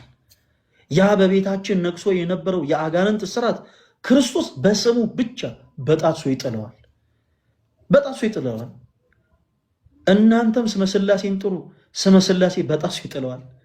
የቅዱሳኑን ስም ጥሩ፣ የቅዱሳኑን ስም በጣሱ ይጥለዋል። ምክንያቱም የጻድቅ ሰው ጸሎት ምን ታደርጋለችና? ኧረ በሉት በደምብ። የጻድቅ ሰው ጸሎት ምን ታደርጋለችና? ኃይልን ታደርጋለችና። ስለዚህ ቃል ከዚህ በፊት ብዙ ጥፋቶች ጠፍቷል ሊሆን ይችላል። ካለሽበት ከወደቅሽበት ከነበረው ስህተት ሁሉ አጥቦ ሊያነጻሽ የሚችለው ክርስቶስ ኢየሱስ ብቻ ስለሆነ ራስሽን ለካህን አሳይ፣ በንስሐ ሕይወት ተመላለሽ፣ እመኚ። ያኔ ዓለም የነጠቀሽን ሰላም ክርስቶስ ይሰጥሻል። በቤታችሁ የጠፋውን ሰላም ክርስቶስ ይመልሰዋል። ይህን ብቻ ልናደርግ ይገባል እና ቃል በቻልሽው አቅም በንስሐ ሕይወት ተመላለሽ። ካልሆነ በውስጥ መስመር መልእክት አስቀምጪልንና ባለሽበት አካባቢ ባለሽበት ቦታ ሊቀርብ የሚችሉ ካህንን ለማገናኘት እንሞክራለን። ግን አንዳንድ ጊዜ እኛን የግድ ማስቸገርም የለባችሁም። ባላችሁበት ደብር ቀርባችሁ ንስሐ ገብታችሁ በንስሐ ሕይወት ተመላልሳችሁ ቀኖናችሁን ወስዳችሁ ካላችሁበት የድፋምነት ስሜት ነፃ መውጣት ትችላላችሁ። እና ቃል ከዚህ በፊት ብዙ ነገሮች ተፈጥረዋል። ስለዚህ ከዚህ በኋላ የምንራመደው እርምጃ የምን ህይወት ይሆናል? የንስሐ ህይወት። እስኪ ቃል የንስሐ ህይወት በይ እስኪ። የንስሐ ህይወት አለቀ። ስለዚህ ከዚህ በፊት ከወደቅንበት ማንነት፣ አንቺ ካጠፋሽው ጥፋት፣ በቤት ውስጥ ከጠፋው ጥፋት፣ ሁላችሁ ጋር ከነበረው ስህተት ሁሉ ከእንደገና ዳግም አጥቦ ሊያነጻን የሚችለው ክርስቶስ ኢየሱስ ነውና ምን አይነትን መንገድ መጓዝ አለብን? ምን አይነትን ህይወት? ቃሌ ሲደግምሽ ወይ የንስሐን ህይወት መከተል አለብን። አንቺ ጎበዝ ተማሪውን ልጅ ስለዚህ እንዳትረሺ። ቀጣይ ኔክስት ዊክ አርብ ሁለተኛው ዙር የኦርቶዶክስ የመልካም ወጣት መርሃ ግብራችንም ላይ አንቺንም ጭምር ኤክስፔክት እናደርግ። እስካሁን የቀጠርናት አንዲት እህታችንን ነው። አንቺንም ኤክስፔክት እናደርግሻለን። አንቺም እንዳትቀሪ ያሉትን ነገሮች ከዛ በኋላ ደግሞ እናወራለን። እሺ፣ የተለወጡ ነገሮች፣ የተራመድሻቸውን እርምጃዎች፣ ሁሉን ነገር በደንብ አድርገን እናወራለን። እግዚአብሔር አምላክ ከአንቺ ጋር ይሁን።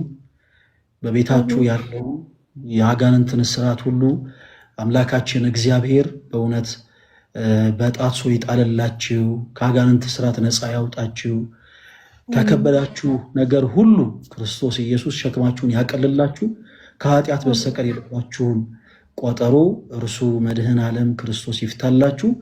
ቃልዬ በርቺ። እሺ ፈለግ አመሰግናለሁ። ኦኬ እሺ፣ ሰላም እደሪ።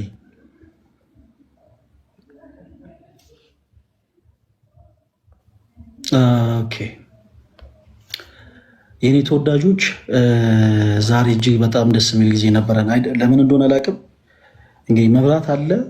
በነገራችን ላይ እኔ የምኖርበት ቤት መብራት ጠፍቶ ከሰፈሬ እያንዳንድሽ ሁልሽም አድምጪ፣ ከሰፈሬ የአራት ታክሲ መንገድ ተጉዤ ነው መጥቼ ሰው ቤት ነው ላይቭ የገባሁት። ሰው ቤት ስለ እውነት ነው የምላችሁ። እና እዚህም ደግሞ ሪንግ ላይት ላይ ሰክቼ እንግዲህ ላይቭ ለመግባት ሞከርኩኝ። ኦልሞስት አሁን ወደ 10% ደርሷል። ባትሪውም ቻርጅ ሊያደርግልኝ አልቻለም። ኤኒዌይስ ጥሩ ጊዜ አሳልፈናል። የሆነ ሆኖ ጥሩ በጣም ደስ የሚል ጊዜ አሳልፈናል። እግዚአብሔር አምላክ ስሙ የተመሰገነ ይሁን።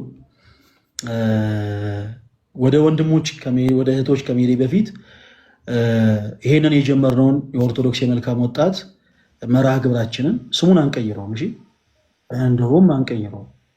ለምንድን ነው የማንቀይረው? የጉባኤያችን ስም በነገራችን ላይ ጉባኤ ፈለገ አትናቴዎስ ነው እና ሰዎችን ወደ ኦርቶዶክስ የመልካም ወጣት ለማቅረብ ወደ ኦርቶዶክስ የመልካም ወጣት ለመገንባት በጀመርነው ቻሌንጅ ላይ በጣም ብዙ አካላት በተደጋጋሚ ሲንጫጩ ሰማን። ሳናቅ የነካነው ነገር አለ ማለት ነው የሚል ነገር የተረዳ ነው። አንዳንድ ጊዜ ቤታችሁ ገና ስትገቡ ስትራመዱ የሆነ ጪጪ የሚል ድምፅ ከሰማችሁ በርከት ያሉ አይጦች አሉ ማለት ነው። ስለዚህ እንዲህ አይነት ድምፅ ስትሰሙ አማራጮቹ ሁለት ነው። ወይ ወፈር ደንደን ያለች ድመት ገዝታችሁ ቤታችሁ ታስገባላችሁ፣ ወይም ደግሞ ዘራ ልዩ የሆነ መድኃኒት ገዝታችሁ ወደ ቤታችሁ ትገባላችሁ ማለት ነው። ስለዚህ እኛም ያንን ያደረግነው እጅግ በጣም ጪጪ የሚሉ ብዙ የሆኑ የአይጥ ድምፆችን እየሰማን ነው እና በአጭሩ የተረዳነው ነገር የማይነካ ነገር ነክተናል። እግዚአብሔር የተመሰገነ ይሁን። ሰዎች ምንም ነገር ይበሉ፣ እናንተ ኮራጆች ይበሉ፣ እንኳን ኮራጅን፣ እናንተ ሌቦች ይበሉ፣ እንኳን ሌባ ሆነን፣ እናንተ ክርስቶስን አታውቁትም ይበሉ፣ እንኳን አሉ። እኛ ዝም ብለን መቀጥቀጥ ያለብንን እንቀጠቅጣለን። ይሰማል? እደግመዋለሁ። ዝም ብለን መቀጥቀጥ ያለብንን እንቀጠቅጠዋለን። በነገራችን ላይ ዱላ የበዛበት ሌባ ይለፈልፋል ይባላል እና ዱላ የበዛበት ሌባ በለፈለፈ ቁጥር እኛ አንሸበርም። ወደዳችሁም ጠላችሁም ይሄ ስም አይቀየርም። ስትፈልጉ ፍርድ ቤት አቁሙ። ይሄ ስም አይቀየርም። ዛሬ ጀምረነዋል። ይቺን ቀን እንዳትረሷት። ገና እልፍ እንሆናለን፣ እንበዛለን። ኦርቶዶክስ የመልካም ወጣት አሁንም ገና ያድጋል፣ ያብባል። ኦኬ አመት ጠብቀን አይደለም የምናዘጋጀው። በላይቭ ስትሪማችን ላይ በየሳምንቱ በላይቭ ስትሪማችን አርብ ከምሽቱ 3 ሰዓት ኦርቶዶክስ የመልካም ወጣት መርሃ ግብራችንን አሁንም ይቀጥላል።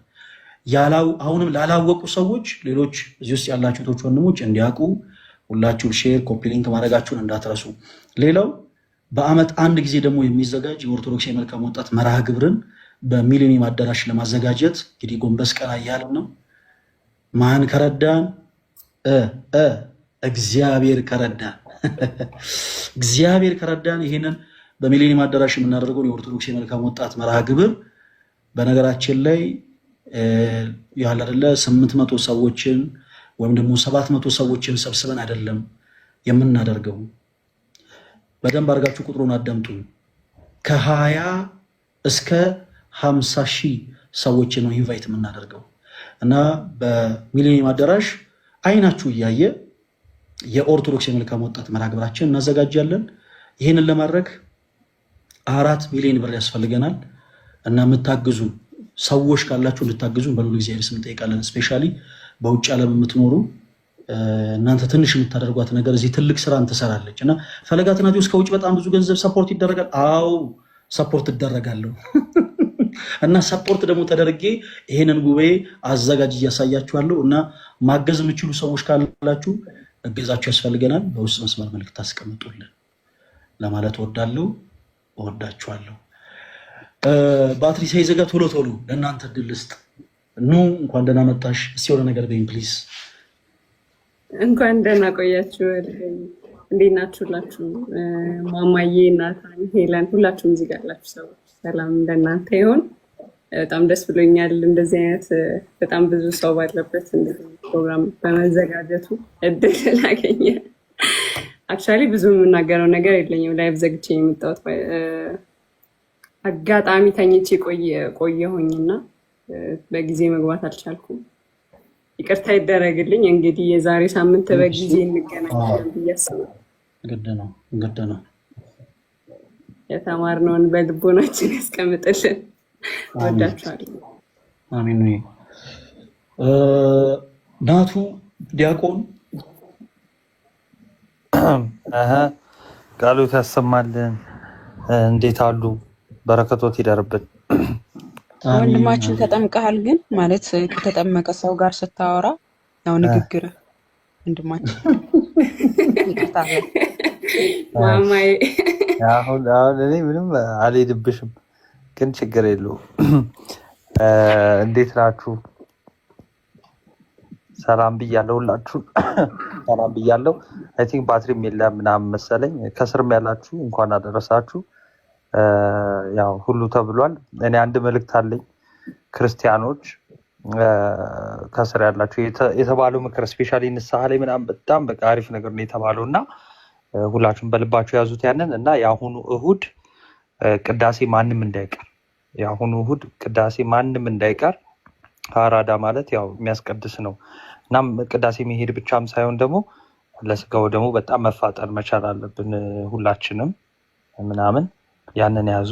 ንስሐው እንዳለ ሆኖ ማለት ነው። ብዙም በድፍረት ሳይሆን ያው ያውቃሉ ክርስቲያኖች ለነገሩ እና ይሄን ለመናገር ነው። በቃ ሰውየው ተቆሪ ያመሰግናለሁ። እኔንም አስታውሱ የአሁኑ እሁድ ሰሚት ጊዮርጊስ ቤተክርስቲያን ጉባኤ ያለ እና እዛ እንዳትቀሩ እሺ። አዲስ አበባ ያላችሁ እህቶች ወንድሞች፣ ሰሚት ጊዮርጊስ ቤተክርስቲያን ሁላችሁም እንዳትቀሩ። እኔም አለው ወንድማችሁ ዘማሪ ብስራት በ21 ሚዲያ ላይ የምታውቁት ዘማሪ ብስራትም አለ እና ሁላችሁም እንዳትቀሩ። ማማይ የምትይው ነገር ካለ ለአንቺ ምድል ውስጥ 9% ቀርቷል። እሺ፣ በጣም ነው የምናመሰግነው። ኑሃሚ ሰላም ላንቺ ይሁን። ሄለን ምናምን ሁላችሁም ሰላም ብያለሁ። ነገ ፕሮግራም አላችሁ። ቪዲዮ አልሰራሁትም እና ኢዮብ ዘሚካኤል እንዴ ልዘጋ ነው እንፈልግ ያረኮፍ እያማርጓል እና ነገ ፕሮግራም አለ። ኢዮብ ዘሚካኤል ዩቲዩብን ሰብስክራይብ አድርጋችኋል እና ላይቭ ላይ ይገኛሉ። ሁላችሁም ሰብስክራይብ አድርጓቸው። ቪዲዮ አለቀኩ እንድለቅቅ ብዬ ረሳሁት። በቃ እንደውም ፈለገ ጋር ስገባ በዛው አስታውሳለሁ ብዬ ነው እና ሰብስክራይብ አድርጉ የዮዋን ዩቲዩብ። ነገ እናገኛቸዋለን ማለት ነው። እናመሰግናለን። ፈለገ ሁላችሁም ስለነበረን ቆይታ ሁላችሁንም እናመሰግናለን። ቃሎት ያሰማልን። አሜን አሜን አሜን። ሄሉ ተወዳጅ የምትችል ነገር አለ?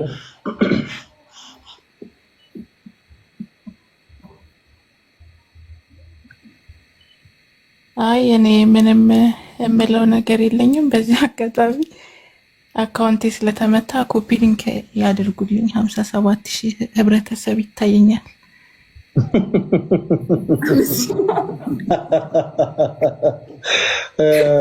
አንዱ እንደዛ ብሏል። ኦኬ እሺ 57,000 ህብረተሰብ ሁላችሁ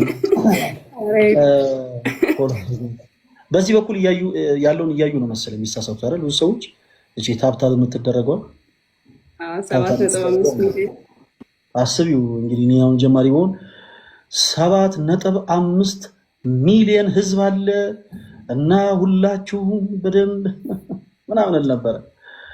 ኤኒዌይስ ስለነበረን ጊዜ ሁሉ አምላካችን እግዚአብሔር ስሙ የተመሰገነ ይሁን። ኦርቶዶክስ የመልካም ወጣት እንግዲህ ዛሬ ተጀምሯል። ቀጣይ ሳምንት አርብ ደግሞ እንገናኛለን። ቀጣይ ሳምንት አርብ ስጋዋን በመሸጥ የምትኖር እህታችንን ጭምር ትገኛለች። አንቺ በጣም ተወዳጅ የሆነች እህት እሷንም ሌሎችንም እህት ወንድሞችንም ኢንቫይት እናደርጋለን።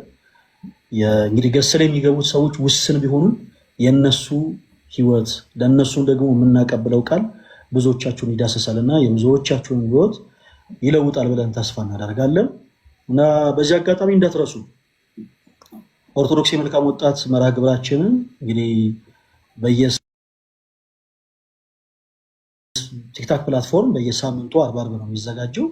በአመት አንድ ጊዜ ግን በሚሊኒየም አዳራሽ እስከ 50,000 ሰው የሚገኝበት ትልቅ መርሃ ግብር ለማዘጋጀት ጎንበስ ቀና እያለን ነው።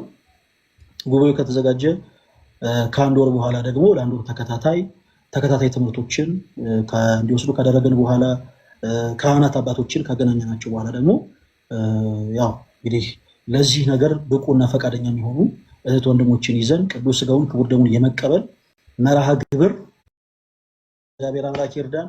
የእናንተም ጸሎት አይለየን። ሁላችሁም በጸሎታችሁ ገብረ ሕይወት እያላችሁ አግዙ። እሺ ገብረ ሕይወት እያላችሁ አግዙ። ማገዝ የምትችሉ ደጋግም የተናገር ያለው የሚያስፈልገን 4 ሚሊዮን ብር ነው እና በውጭ ዓለም ስፔሻሊ በውጭ ዓለም ያላችሁ እህት ወንድሞች እናንተ የምታደርጉት ትንሽ ነገር እዚህ በጣም ብዙ ስራ ይሰራል እና ማገዝ የምትችሉ ማገዝ እንፈልጋለን እያላችሁ በውስጥ መስመር መልዕክት አስቀምጡልኝ። በጣም ብዙ አንዳንድ የታወቃቸው አካላት ይሄ ሰው ከውጭ በጣም ብዙ ድጋፍ ያለው ምናምን ሲሉ ሰምቻለሁ። ኮፍያ በኮፍያ ሲደረግ እንዴት ነው እና እውን እናደርገዋለን። በቁም ነገር እውን እናደርገዋለን። ማገዝ የምትችሉ ማገዝ እንፈልጋለን እያላችሁ መልዕክት አስቀምጡልኝ። ለጊዜው ደግሞ በገንዘብ ማገዝ የማትችሉ በጸሎታችሁ ገብረ ሕይወት እያላችሁ አስቡኝ። እሺ ወዳችኋለሁ። ኔክስት አር ማንም ሰው እንዳለ አንዴ ልናገርና በዚሁ ያስተዋወቀ ብዬ እኮ ነው ብዙ ሰው ስላለ 4 ኪሎ መነጽር ቤት አለን። እየመጣችሁ ግዙ መነጽር በሕክምና የታዘዘላችሁ ወይም ደግሞ ለመዘነጥ የምትፈልጉትን ለመዘነጥም ቢሆን የተለያዩ አይነት መነጽሮች አሉ። መነጽር የምትፈልጉ ሰዎች መነጽር የታዘዘላችሁ ሰዎች ሳፖርት አድርጉኝ፣ ዴም አድርጉልን። አመሰግናለሁ ዲያቆንዬ፣ በጣም ወዳለሁ። ኮንግራ ደግሞ 400,000 ገብተሃል። እግዚአብሔር ደህና ደሩልኝ። እሺ እንግዲህ እናወራበታለን። 400,000 ገብተናል። እንቀጥላለን። አንድ ጊዜ ቴንክ ዩ ጋይስ፣ እውነት ቴንክ ዩ። ያው እንቀጥላለን። እግዚአብሔር ያበርታል። ደግሞ 400,000 ምን አላት እንዴ? ገና 4 ሚሊዮን እንገባለን። መሌ አለ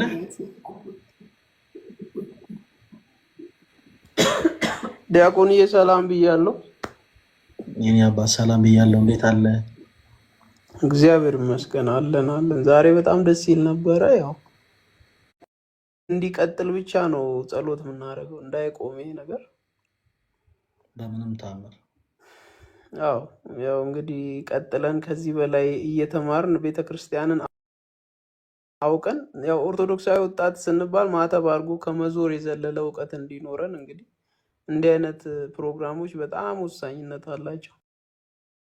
እግዚአብሔር ያብርታ። እናንተ በጸሎታችሁ አስቡን። መሌ እንግዲህ ኔክስት ዊክ ሌላ ደግሞ አሪፍ የሆነ ማስታወቂያ ኤክስፔክት እናደርጋለን። ምንም ችግር የለውም። ያው ሁሌ ስታንድ ባይ ነኝ። እዚህ ሺህ ህዝብ ፊት ቃል አታስገባኝ፣ ግን እኔ እግዚአብሔር በፈቀደ መልኩ ሁሌም ከቤተ ክርስቲያን ጎን መቼም አንተን አይደለም ባይዘው ያገለገልኩ ያለሁት እኔ እስከሚገባኝ ድረስ በቃ እንደ አቅሜ እንግዲህ ሳይገባኝ ከአንተ የበለጠ ፎሎወር አለኝ። ሳይገባኝ ነው በነገራችን ላይ ሞራል መንካት እንዴ! ኧረ ምን እየተካሄደ ነው ጎበዝ? እና ያው አንዳንዴ ተገልብጦ ይሄ 600 ሺህ አንተ ጋር መጥቶ 1 ሚሊዮን ብትገባለን ብዙ ሰው ጋር ደርሰ ያው ብዙ የጠፉ በጎች እናመሰግናለን። እግዚአብሔር ጸጋውን ያብዛል። ሌላ ምንም አይባልም። አሜን አሜን። መልዬ ሁላችሁንም በጣም ነው የማመሰግነው ጋይስ። እንግዲህ ባትሪ ዘጋ 6% የቀረው ሳልፈልግ ነው። ቶሎ አንዘጋም። እሺ ኔክስት ዊክ ለብዙዎቻችሁ እድል እንሰጣለን።